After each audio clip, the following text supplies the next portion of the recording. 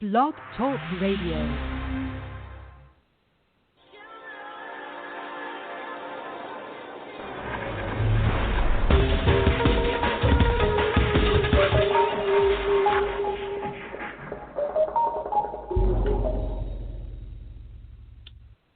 Hello, everyone, and welcome to my show. I'm your host, Diana Bewaros, award-winning and best-selling author, as well as women's advocate. You can find out more about me on my website, dianabewaros.com, and I have been working on domestic violence, prevention of domestic violence for the past 12 years, and I have been able to gather a lot of women who were able to share their stories, leave a toxic relationship behind, and build life for themselves. So October is Domestic Violence Prevention Month, and it's really important for all of us to get involved in the war against domestic violence and make sure that we do our part.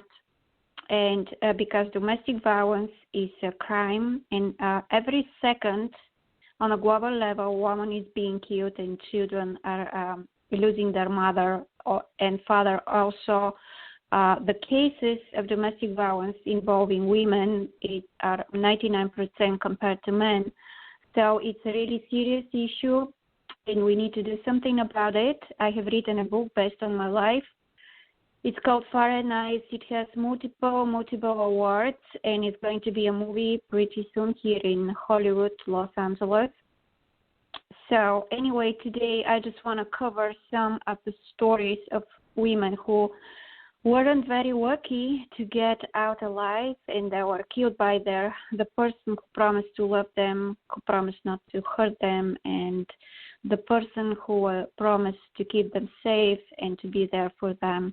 It's really sad because so many children are left behind their mother, and we need to, again, do something about it. And recently I interviewed a woman who has been really badly treated after divorcing a rich Greek husband, and it's absolutely unacceptable for the community to do the things they did to her, and I haven't heard from her for the past 5 days, and I'm kind of worried about it. And you can see the interview on YouTube, which I'm going to upload today, and you'll be able to learn her story, which is absolutely devastating, because so many surgeries were performed on her while she was kidnapped in a room in Hollywood, and the surgeries were performed on her head, and she was suffering a lot of damage. And this is a crime against a human being, a crime against a mother, a woman who the only crime she did was she didn't want it to stay, be treated like an object. And no woman should endure such a treatment after she's able to live and to try to build life for herself. And a lot of women are dealing with this problem because after they leave the abuser, the community, wherever they are, and the abuser is acting like he's the victim and is trying to do everything in his power to completely destroy the life of a woman who didn't want it to take the toxic treatment that she was exposed to. So today I'm going to read some reports global reports during the pandemic and ProSafe from United Nations, which is violence against women. It's a huge virus, just COVID-19, and we need to it's basically the same thing, and it's absolutely imperative for all of us to understand that nobody is immune, and this could be your daughter, this could be your cousin, this could be your niece, everybody. So make sure that you do your part and you get involved in the war against it. And if you hear somebody screaming or somebody else yelling for help, please do your part and call the National Domestic Violence Hotline. I have it here under this podcast. The phone numbers are 1-800-799-SAFE, which is 7233, and 1-800-787-3224 or 911. And these advocates are available to chat 24/7, as well as you can reach me on my website, dianabellaros.com. So here is some stories which I was able to find and post in my group, National Coalition Against Domestic Violence, from women who weren't, again, lucky enough to get out of domestic violence and an abusive relationship and the end of that. Here is a story. This is, I'm honoring Ashley Marie Lindsay and my unborn daughter, Patience. Written by my dear friend Tara Woodwee, the mom of Ashley. On Friday, July 13, 2012, my daughter Ashley Marie Lindsay and my unborn granddaughter Patience Lynn were killed in a brutal act of domestic violence. Ashley was engaged and living with a man named Joshua Mahaffey. They had a roommate as well, a man by the name of Joshua Scott. On April 27, 2012, Ashley discovered she was pregnant. By the time May rolled around, Ashley was beginning to open up to us about Joshua Mahaffey's abuse. We encouraged her to leave, and she did for about a week before going back to him. During that week, both Joshua Mahaffey and Scott showed up at my home trying to break in. The police were called, but Mahaffey fled on foot and was not caught. He contacted Ashley and made promises to get help and quit drinking, as she wanted desperately to believe. So like I said, she went back. Within 2 weeks' time, she had left again. She hid at a friend's house and contacted on one of her 5-day period. Meantime, both the Joshua were calling me looking for Ashley, claiming that she just disappeared. We had not heard from our daughters within 2 days. I was in panic. We filed a missing person report with the sheriff's department once we did that Joshua Mahaffey just disappeared.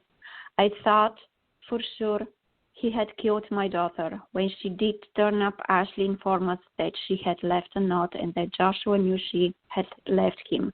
She had no idea that he wouldn't tell us of the note in which she told him to not look for her at her parents' house because she wouldn't be there. She figured out he could read me the note and know from it, and she was laying low and would contact me when she could. She contacted the police to release the alert. The deputy got on the phone with me and said she was all right but bruised. She was pressing charges on Mahaffey. We met her within an hour, and what I saw was painful. Ashley was so thin she was sick from lack of food.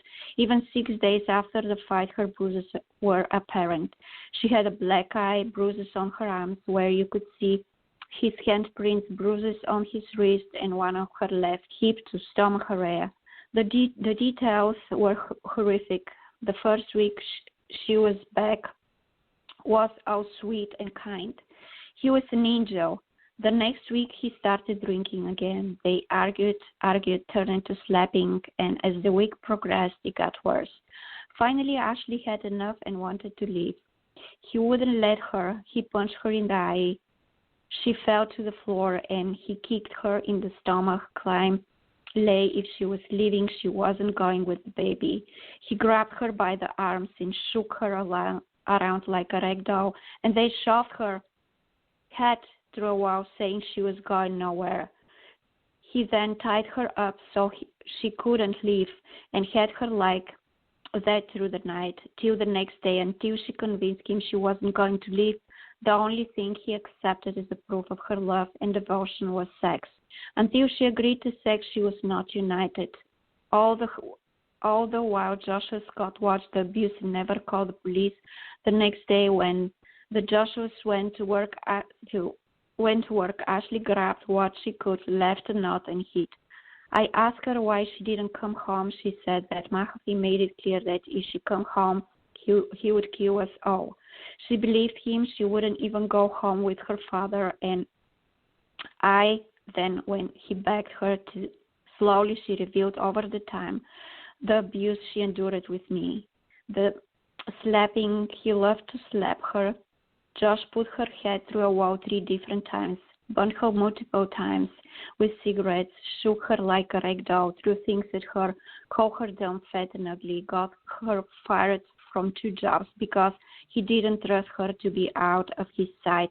Once, he even stabbed himself multiple times to keep her from leaving, ripped her clothes off of her in front of the roommate to humiliate her, and on the other time, the middle of the road to stop her from leaving. He took away her birth control because he wanted her pregnant. The list goes on. For the next month and a half, Ashley spent hiding from friend to friend. Joshua McAfee was well hidden by family and friends. We discovered that he had an extensive criminal record, which included 2 years' worth of open warrants for violating POs on the other women he abused and for assault with a deadly weapon. Now with Ashley's charge in it, a felony assault, I took Ashley to the court and we filed for the emergency PO. Ashley also contacted the closest crisis center to get help and counseling, but there was no local shelter for her to go. McAfee kept getting Ashley's number. I changed her phone number 3 different times during that course of over a month. When he couldn't reach Ashley, he would call and text me anywhere from 5 to 50 to 20 times. This went on even though I quit answering and responding to him. Then he started creating Facebook page after page, faking names, using Ashley's friends to try and find her. Desperately, we kept reporting information to the sheriff's department. On July 2012, he sat outside her house calling and threatening her and her roommates. The sheriff deputy was called and more charges were filed. After 1 hour conversation we had on the phone with a deputy in which he threatened to kill Ashley and himself. The following day, he called her work and threatened to kill everyone there if they wouldn't put Ashley on the phone. Again, more charges were added by the deputies. Her father and I were so desperate we spent that weekend searching for him. We went to business showing his picture, begging people that if they saw him to call the police. Ashley was so stressed she became very ill on the top of her morning sickness. She had several days off in a row, so I sent her to my mom's for a few days to recover. On her way to Grandma, she called me screaming and crying. She insisted that he was going to kill her and she would never get away from him. She begged me to help hide her. I begged her to come home, but she wouldn't. She was sure he would kill her sister and I. She would risk us. That is when she informed me that the threat includes his raping us as well. Wednesday, July 12, Ashley went back to her friend's house and back to work. Over the next 2 days, Ashley, her crisis advocate, her DA advocates, and I worked together and came up with a plan for her to enter a shelter an hour away where no one would know where she is. Till Joshua was caught. She wanted to finish her work week and go to the shelter when she got off work the next Saturday. Saturday didn't come soon enough. Friday, July 13, 2012, truly became the unluckiest day of my life. About 1:45 p.m., Ashley was saying goodbye to her roommates, fixing to leave for work when Joshua McAfee broke in through the front door and his roommate Joshua Scott broke in the back door. Ashley had nowhere to run, so she locked herself in the bathroom. McAfee kicked in the door, knocking her to the floor, and then shot her in the shoulder. She tried to block the second shot but couldn't. The teen and killed himself. Meanwhile, Joshua Scott tried to threaten Ashley's roommates. One of them got away and called the police. Ashley was still alive and was flighted to a hospital. I will never forget my daughter's face. Her beauty was forever ruined. Her face was distorted from the massive swelling, her eyes black and blue, speckles of blood, spots like blood blisters all over the face. Ashley's right hand was so burnt from trying to block the last shot that it was burned down to the elbow. The nurse had to brown back that hand as evidence. At one point, she went cold blue, and I had to make the painful decision to have her revived. Jim was with me in the room as they brought Ashley back. I made the choice, hoping for my little patience. We waited, then doctors came in and said she would never recover, and there was nothing they could do.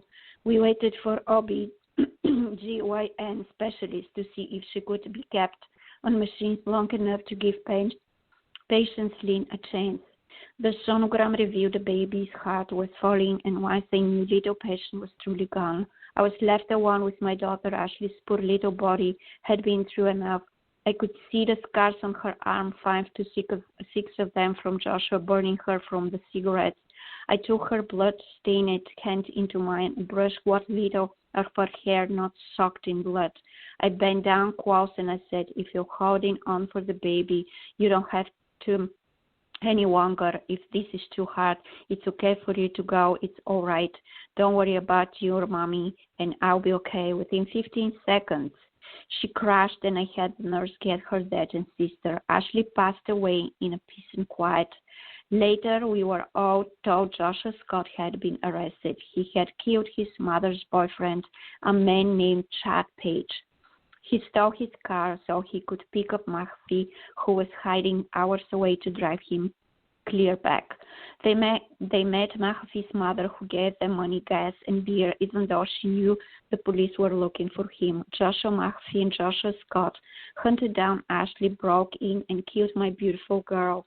After her death, so many of Ashley's friends came forward about the domestic violence that they were enduring. Many left their violent partners, and a few needed help. Now Ashley's story is being passed on, and it's helping to save so many lives. If you or someone you love is being abused, take it seriously. Get help. 1 in 3 women in her lifetime will experience domestic violence. You're not alone.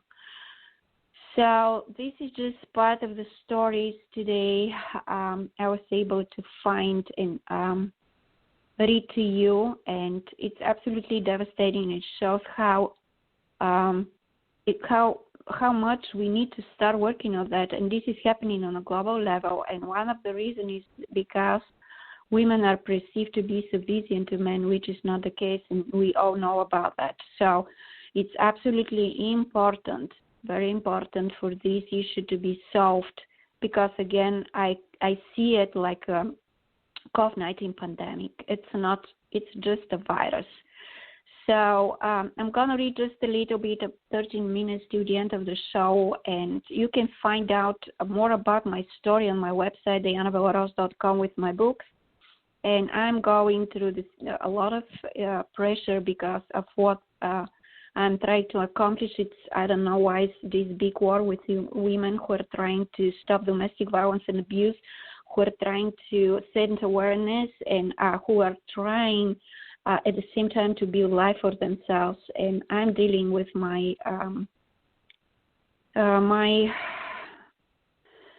I'm dealing with a lot of the things that I shouldn't be dealing, and you can, again, find out more about me on my website, dianabelarus.com, and it's absolutely, absolutely unacceptable to be put in this position, especially when you live in the United States of America. So anyway, here it is an article, Reports of Domestic Violence on the Rise During Pandemic. Study finds the conditions created by COVID-19, unexpected time at home, unemployment, and financial insecurity, anxiety, and stress are the same conditions known to aggravate domestic violence.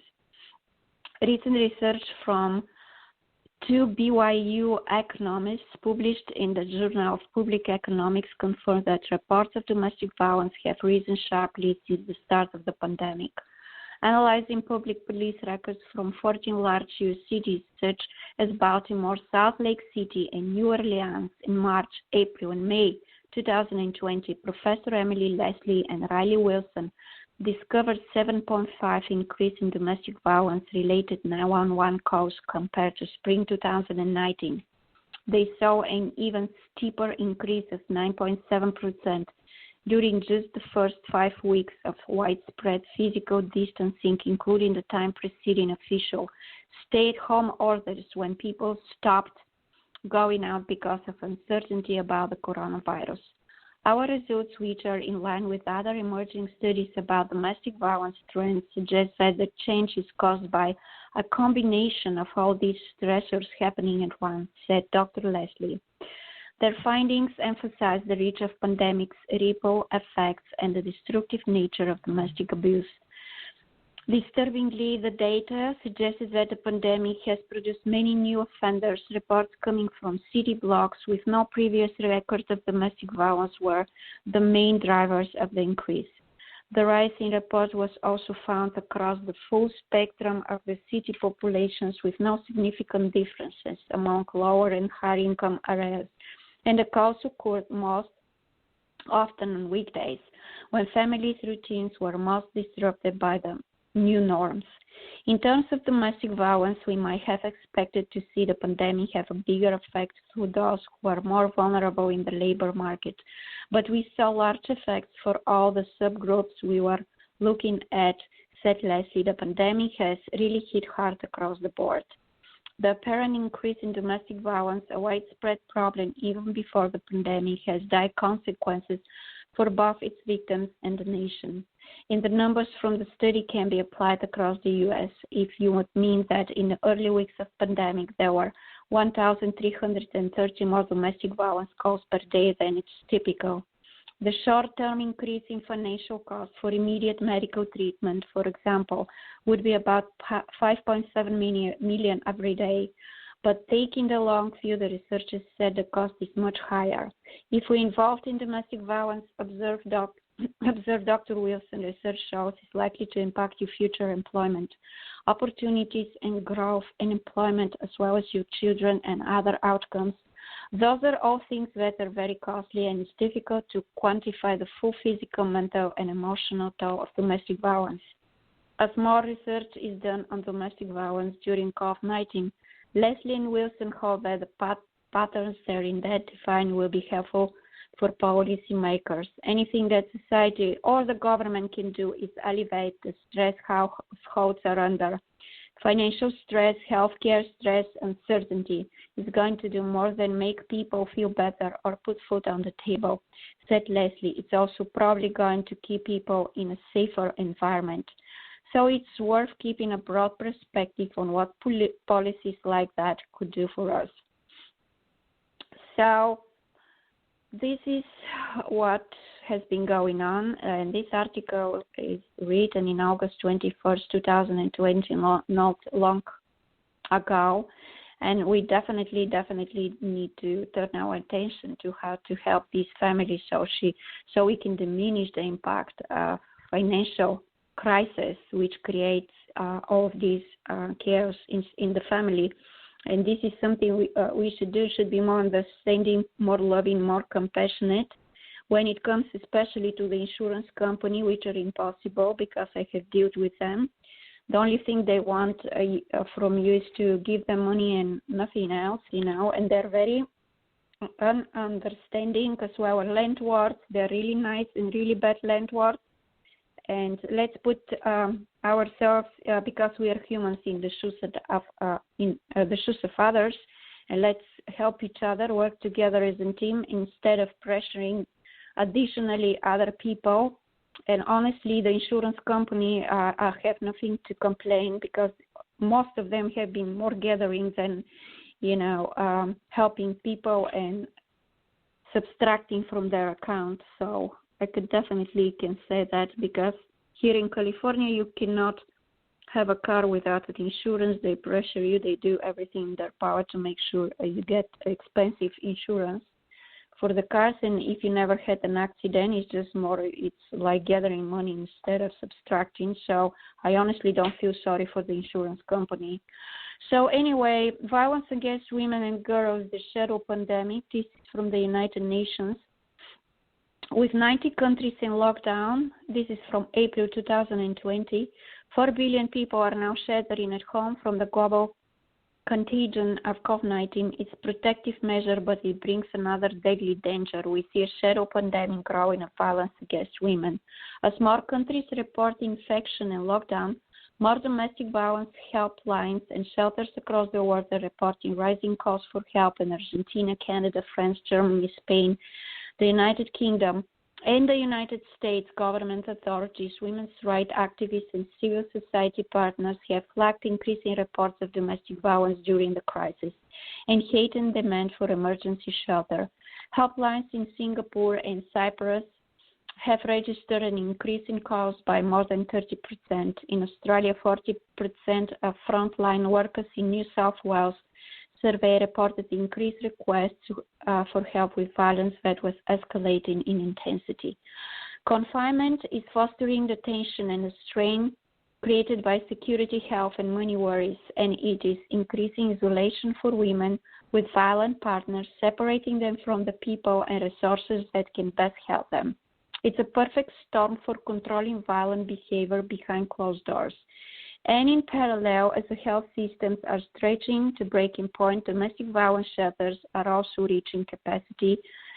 A service deficit made worse when centers are repurposed for additional COVID response. Even though COVID-19 existed, domestic violence was already one of the greatest human rights violations.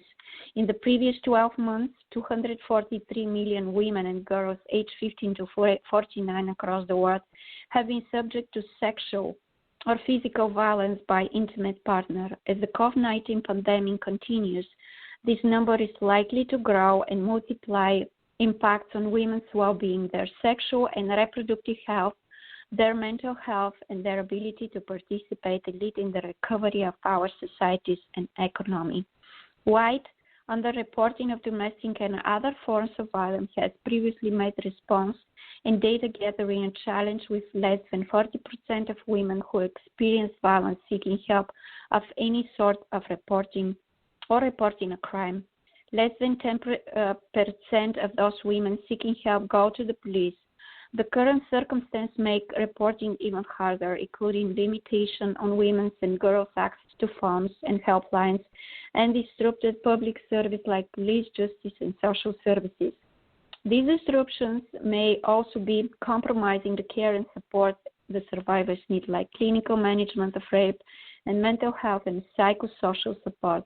There also full impunity for the perpetrators. In many countries, the law is not on women's side. One in every country have no law specifically protecting women from domestic violence. If not dealt with this shadow pandemic, we also add to the economic impact of COVID-19. The global cost of violence against women had previously estimated at approximately $1.5 trillion. That figure can only be rising as violence increases now and continues in the aftermath of the pandemic. The increasing violence against women must be dealt with urgently with measures embedded in economic support and stimulus packages that meet the gravity and scale of the challenge and reflect the needs of women who face multiple forms of discrimination.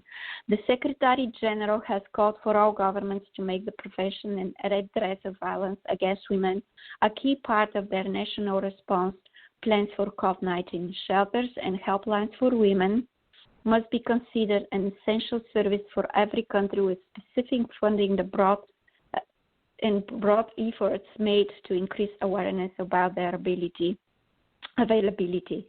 Grassroots and women's organizations and communities have played a critical role in preventing and responding to previous crises and need to be supported strongly in their current frontline role, including with funding that remains in the long term. Helplines, psychosocial support, and online counseling should be boosted using technology-based solutions such as SMS, online tools, and networks to expand social support and to reach women with no access to phones or internet. So we are out of time, and I'm going to try to finish this. I hope I'll be able to. Helplines. The private sector also has an important role to play, sharing information, authoring staff to the facts and the dangers of domestic violence, and encouraging positive steps like sharing care responsibility at home. COVID-19 is already testing us in ways most of us have never previously experienced, providing emotional and economic shocks that we're struggling to rise above. The violence that is emerging now as a dark future of this pandemic is a mirror and a challenge to our values, our resilience and shared humanity. We must not only survive the coronavirus, but emerge renewed with women as a powerful force at the center of the recovery. Totally agree with it. So anyway, this is the situation. I would definitely, it's from UN Women, United Nations, and I definitely support what they do and what they're trying to accomplish here, and it's really pivotal right now at this moment.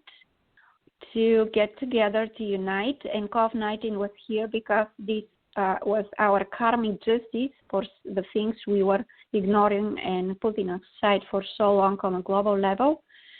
So you can download this podcast on your favorite device and listen after that. Please share it, get involved, do your part, because this is really important issue. And as I said, nobody is immune, nobody is safe from being exposed to such violent behavior. And if you feel like you're in danger, reach to the phone numbers I shared in the beginning. Let me know how I can help you also. I have been working for the past 12 years. To my childhood, and of course, when I got married, I get in the same situation: domestic violence, abuse, verbal, and everything what you could possibly imagine. So anyway, you can find out more about me on my website, dianabewaros.com. Please stay strong, believe in yourself, have faith, and do everything in your power to be safe. Don't be afraid to leave, and make sure you have a plan and you're ready to leave. And this is the most important part. Make sure that everything is planned. And if you need help, you can always reach to me or reach to the domestic violence hotline, 1-800-799-7233. So thank you so much. I wish you amazing Sunday. My radio show is usually live on Friday, 12:30 p.m., and I'm going to be doing a lot of interviews this week until the end of October. This is Domestic Violence Awareness Month. Check out my books on dianabewaros.com. Download a free gift by registering with your email. Let me know if you have any questions. I'll be more than happy. Help is free from me. I have done a lot of work for so many women, and I'm absolutely sure I can help you as well. So I wish you all the best. Please be loved. Please be kind. Be compassionate. This world needs it a lot, especially right now.